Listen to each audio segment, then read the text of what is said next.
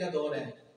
ذرا اپنی دماغ میں کلک کرائیے کہ صدیق کو سانپ نے کاٹا ہے اور حضور گود میں آرام کر رہے ہیں. اٹس پاسبل فار سیدنا صدیق اکبر کہ یا رسول اللہ صلی اللہ علیہ وسلم جاگیے مجھے سانپ نے کاٹ لیا ہے. کوئی جرم ہو جاتا؟ اگر یہ سوال ہوتا تھا کوئی جرم ہو جاتا؟ نہیں ہوا نا. لیکن صدیق کا عشق اپنے فیصلے کرنے میں خود بڑا دلیر ہوتا. یاد آئی کسی کی بات؟ بابا جی کی بات یاد آئی.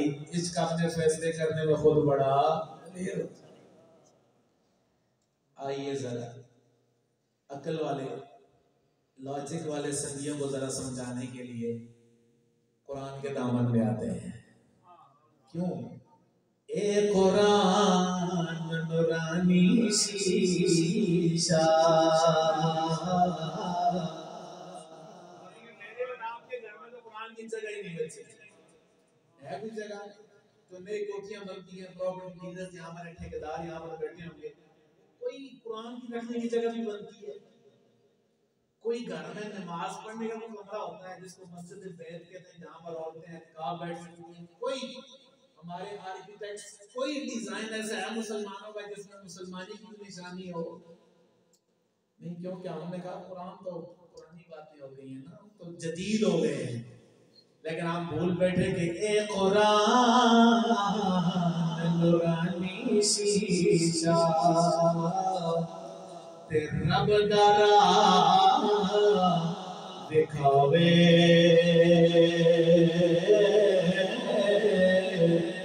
جو کوئی پڑھ کے عمل کماوے ستائی جنت جاوے. مصر کی شاہی حکومت کا دربار جناب سیدنا یوسف علیہ السلام, زلیخا نے کوشش کی کہ میری خواہش پوری ہو جائے. قرآن کے اندر وَلَقَدْ هَمَّتْ بِهِ وَهَمَّ بِهَا لَوْلَا أَن رَّأَىٰ بُرْهَانَ رَبِّهِ. جب یہ والا مسئلہ ہوا, سیدہ زلیخا رضی اللہ تعالیٰ عنہ جو بھی مسلمان نہیں ہوئی تھی, خاتون اول تھی, انہوں نے کوشش کی, لیکن قرآن کہتا ہے اِنَّهُ مِنْ عِبَادِنَا الْمُخْلَصِينَ. جڑا ساڑھے نال لگیا آیا وہ دنیا جھکدا نہیں. اچھا جی, زلیخا پر پریشر آ گیا, اللہ کی طرف سے گوئی ثابت ہو گئی کہ غلطی اس عورت کی ہے. اب اپنے میاں کو تسلی دینے کے لیے اس نے مصر کی اشراف زادیوں کو بلایا, ایک محفل منعقد کی کہ آپ مجھے الزام دیتی ہو کہ میں غلام پہ عاشق ہو گئی. وقال نسوة في المدينة امرأة العزيز تراود فتاها عن نفسه قد شرفها حبا إنا لنراها في ضلال مبين.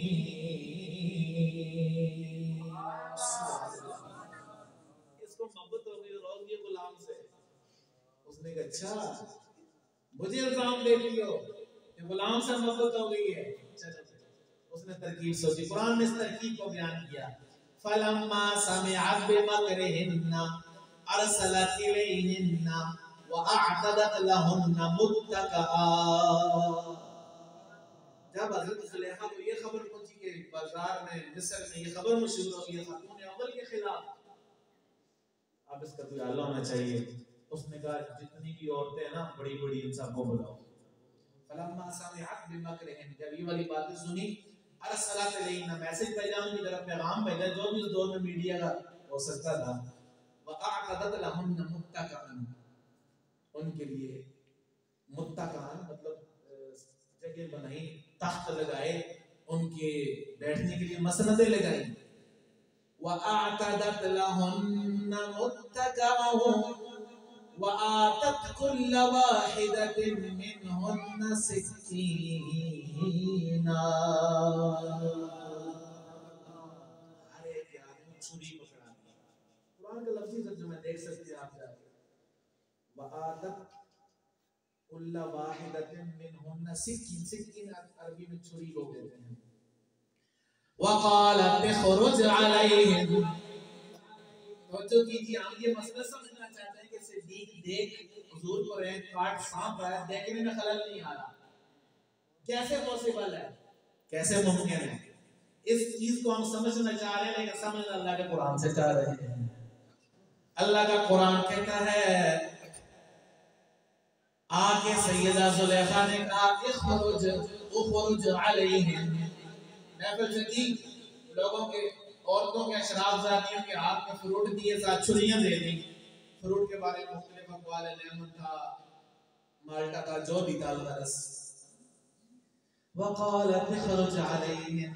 ذرا محبت کے ساتھ اور منظر کو ذرا ذہن میں رکھیے، میں آپ کو بہت زیادہ دیر تک نہیں کرنے والا، صرف مقصد سمجھانا ہے. وقالت اخرج علیہم. اندر جا کے عرض کی سونیا ذرا ان عورتوں کے سامنے کرو، گزر تو جائیں نا. کس کو کہا؟ جناب یوسف علیہ السلام. 3 مہینے خلقت رہتی دیکھ یوسف کنعانی تے اسا محمد علی کٹیا اسا رج دے دوے جہانی. سیدنا یوسف علیہ السلام پھر باہر آگے محفل میں.